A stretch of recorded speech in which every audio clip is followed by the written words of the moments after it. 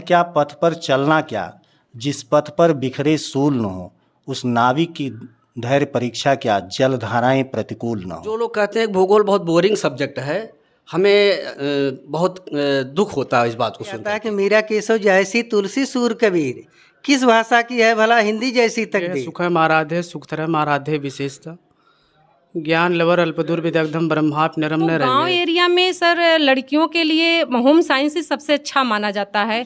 इससे यहाँ पे इतना डेवलपमेंट नहीं हुआ है, सिटी में हो गया है और वहाँ के लोग एक्साइटेड है होम साइंस पढ़ने के लिए, यहाँ पे नहीं है। नमस्कार, आप देख रहे हैं अयोध्या भारती आदित्य मिश्रा के साथ। आज हम राम मनोहर लोहिया अवध विश्वविद्यालय से संबंधित कॉलेज लल्लन जी ब्रह्मचारी महाराज राजा सुल्तानपुर कॉलेज में उपस्थित हैं और हमारे साथ बहुत ही सम्मानित व्यक्ति और इस डिग्री कॉलेज के प्रधानाचार्य महोदय अखिलेश सिंह जी उपस्थित हैं। आइए इनके बारे में कुछ जानते हैं और इनसे कुछ अपने बारे में बताते भी हैं। सर, अपने बारे में कुछ आप बताइए थोड़ा सा।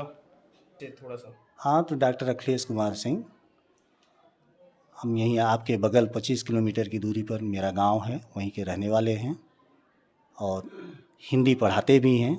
ठीक है जी। हाँ सर, आपके ऊपर 2000-3000 बच्चों की रिस्पॉन्सिबिलिटी है, तो इसे आप किस तरह से निभा रहे हैं या आपको किस दिक्कतों का सामना करना पड़ता है, इसके बारे में भी थोड़ा सा हमारे दर्शकों को बताइए। इसमें हमारा पूरा महाविद्यालय सहयोग करता है। जितने कर्मचारी हैं निष्ठा के साथ सब काम करते हैं और अगल बगल के जो भी कॉलेज हैं उन कॉलेजों को अगर आप देखें तो यहाँ के अनुशासन, यहाँ की शिक्षा व्यवस्था सबसे उत्तम है। बहुत बहुत धन्यवाद। और हमारे साथ एक और सम्मानित टीचर हैं, इनसे आइए इनका परिचय लेते हैं और जानते हैं क्या पढ़ाते हैं। मैं विद्यासागर श्रीवास्तव जागर फी पढ़ाता हूँ। हम इस कॉलेज के सभी छात्रों से यह चाहते हैं कि अन्य कॉलेज के जो छात्र हैं उनसे बेटर शिक्षा दी जाए और इस सौभाग्य से लल्लन जी ब्रह्मचारी महाराज महाविद्यालय के अन्य कॉलेजों की अपेक्षा ये विद्यालय अच्छी शिक्षा भी देता है, अच्छा क्रेज भी है यूनिवर्सिटी में। लकन विहीन परीक्षा भी कराया जाता है, जैसा कि यूनिवर्सिटी भी जानती है, इस क्षेत्र के क्षेत्रवासी भी जानते हैं। इस संबंध में छात्र हमारे यहाँ कोई एडवर्टाइज नहीं होता है, ना तो कोई बैनर पोस्टर लगाया जाता है। बच्चे यहाँ की क्वालिटी, अच्छी शिक्षा को समझ करके यहाँ प्रवेश लेते हैं और हम लोग प्रयास करते हैं कि अच्छी शिक्षा दी जाए, अन्य कॉलेजों से उत्तम व्यवस्था बनाई जाए शिक्षा के संबंध में, अच्छे व्यवसाय में निकलें, अच्छे नागरिक बने, तो हम लोगों का ये प्रयास रहता है। जियोग्राफी यानी भूगोल को कभी कभी कुछ लोग कहते हैं बहुत बोरिंग सब्जेक्ट भी है, ऐसा भी माना जाता है, तो आप इसे इंटरेस्टिंग किस तरह बनाते हैं और बच्चों को किस तरह समझाते हैं, इसके बारे में थोड़ा सा हमें हमारे दर्शकों को जानकारी दीजिए। जो लोग कहते हैं कि भूगोल बहुत बोरिंग सब्जेक्ट है, हमें बहुत दुख होता है इस बात को सुन करके। ये ऐसा विषय है जो सब प्रकृति के सभी पर्वत, पठार, नदियाँ, झरने सभी से संबंधित है, सभी विश्व के सभी क्षेत्रों से रिलेटेड है, तो सभी क्षेत्रों का सब ज्ञान कराता है। ये बोरिंग सब्जेक्ट नहीं है, बहुत इंटरेस्टिंग सब्जेक्ट है। ऐसा जो लोग कहते हैं वो उनके समझ में शायद नहीं आता भूगोल। बहुत बहुत धन्यवाद। और हमारे साथ एक और सम्मानित अध्यापक जी हैं, आइए इनका परिचय लेते हैं। सर, आपका नाम और क्या सब्जेक्ट पढ़ाते हैं, इसके बारे में थोड़ा सा बताइए। हमारा नाम वीरेंद्र प्रताप वर्मा, हम हिंदी पढ़ाते हैं और हिंदी को रुचिकर ढंग से पढ़ाते हैं, क्योंकि हिंदी राजभाषा है, राष्ट्रभाषा है। हाँ, हम ये सोचते हैं कि हमारे विद्यार्थी अन्य विद्यालयों की अपेक्षा शैक्षिक गुणवत्ता में अच्छे हों और अपने भावी जीवन में अच्छे बन करके देश और कॉलेज और हम सबका सम्मान वर्धन करें। और चूँकि हिंदी एक ऐसा सब्जेक्ट है, विषय है कि कहा जाता है कि मीरा केशव जैसी तुलसी सूर कबीर, किस भाषा की है भला हिंदी जैसी तकदीर। तो ये है वाक शब्द शब्द संवेदना, अक्षर अक्षर प्यार, हर सुख से संपन्न है हिंदी का संसार। इसलिए हिंदी हमको बहुत अच्छी लगती है और हम हिंदी पढ़ाते हैं, हिंदी के अध्यापक हैं। दो आपने बहुत अच्छी पंक्ति सुनाई हमें, दो पंक्तियां आप ऐसे सुनाइए कि जो बच्चों को प्रेरित कर सके, मोटिवेट कर सके, ऐसी दो पंक्तियां हमारे दर्शकों को और बच्चों को बताइए। हाँ, बच्चों को हम ये बताते हैं कि अगर आपको कुछ बनना है तो परिश्रम करिए, तो उस पक्ष में है कि किया नहीं सत्कर्म जिसने, उसका यह संसार नहीं, कर्महीन नर को इस जग में रहने का अधिकार नहीं। इसलिए परिश्रम ही करने के लिए उनको हम प्रेरित करते हैं कि सदैव आप परिश्रम करिए और कर्तव्य पथ पर आगे बढ़ करके सबका सम्मान बढ़ाते रहिए। पथ पर चलना क्या, जिस पथ पर बिखरे सूल न हो, उस नाविक की धैर्य परीक्षा क्या, जलधाराएं प्रतिकूल न हो। बहुत बहुत धन्यवाद। और हमारे साथ एक और युवा टीचर हैं जो काफ़ी अभी देखने में बहुत ज़्यादा उम्र तो नहीं लगती। आइए इनके बारे में जानते हैं, क्या पढ़ाते हैं, बच्चों को किस तरह से प्रेरित करते हैं। मेरा नाम आनंद विश्वकर्मा है। मैं यहाँ से 6 किलोमीटर दूर निज़ामपुर रतिगरपुर गांव है, वहाँ से बिलोंग करता हूँ। यहाँ पर संस्कृत सब्जेक्ट का मैं शिक्षक हूँ। मैं बच्चों के लिए यही कहना चाहता हूँ कि अज्ञेय सुखम आराध्य सुखतरम आराध्य विशेषता ज्ञान लवर अल्पदूर विदग्धम ब्रह्माप नरम न रंजयत। मुझे सिर्फ यही चाहना है कि मैं अपनी टीचिंग से, अपने काम से यही पैशन रखना चाहता हूँ कि आज के मामले में मैं ऐसी टीचिंग करूँ, ऐसी विद्या दूँ, उनको ऐसे तरीके दूँ ताकि उनके लिए कोचिंग न करना पड़े। और हमारे पढ़ाए हुए काम में, कार्य में बहुत सफल भी हैं, बच्चे सर्विस भी पाए, हमारी यही ललक रहती है। और इस महाविद्यालय में आइए हम कुछ बच्चे और बच्चियों से भी इंटरेक्शन करते हैं और उनका क्या आगे लक्ष्य है, क्या स्कूलों के बारे, क्या अपने डिग्री कॉलेज के बारे में और बताते हैं, इसके बारे में जानते हैं। क्या नाम आपका है? सर मेरा नाम रिजवान अली है। और कौन सा विषय आपने लिया है, आगे आप क्या बनना चाहते हैं, क्या आपको डिफरेंस लगता है आपकी डिग्री कॉलेज में और डिग्री कॉलेजों में? सर मैं हिंदी संस्कृत पढ़ रहा हूँ, आगे टीचिंग लाइन की तैयारी करने की कोशिश कर रहा हूँ। और मेरा स्कूल है, मतलब सब जगह क्लास नहीं चलते, वहाँ पर नकल होती है। मेरे विद्यालय में नकल की व्यवस्था नहीं है। आइए एक और स्टूडेंट मिले हैं, इनसे थोड़ा सा बात करते हैं। ये काफ़ी ज़्यादा सेल्फ मोटिवेटेड लगती हैं, तो इनके बारे में कुछ जानते हैं और क्या ये अपने बारे में बताना चाहती हैं। आपका नाम? मेरा नाम शशिकला निषाद है। मैं इस समय बीए की डिग्री ले रही, हिंदी संस्कृत होम साइंस से 2 वर्ष पढ़ी, तीसरे वर्ष हिंदी संस्कृत ली हूँ। आगे मुझे हिंदी से एमए करना, उसके बाद पीजीटी निकालना है। उसके बाद फिर मैं नेट क्वालिफाई करना चाहती हूँ। उसके बाद फिर मुझे डिग्री कॉलेज का टीचर बनना है। एक और भाई साहब से बात करते हैं, देखते हैं क्या बताते हैं। आपका नाम? सनी गौड़ सर। और क्या आप आगे बनना चाहते हैं और किस तरह से आपको अपना डिग्री कॉलेज और जो अदर डिग्री कॉलेज हैं, क्या डिफरेंस लगता है? सर हमारा अब तक जो पढ़ा, अब तक हमारा हिंदी संस्कृत और ज्योग्राफी था।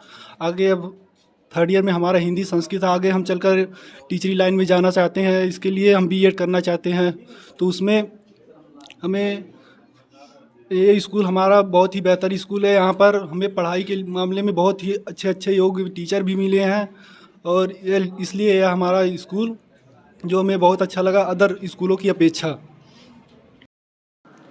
तो आइए हम पीजी पोस्ट ग्रेजुएशन के क्लास में हैं और फ़िलहाल ये लोग हिंदी के स्टूडेंट हैं, हिंदी एमए कर रहे हैं। तो आइए इनसे कुछ बातें करते हैं, कुछ इनसे जो मोटिवेट करती पंक्तियाँ हैं उनसे सुनते हैं।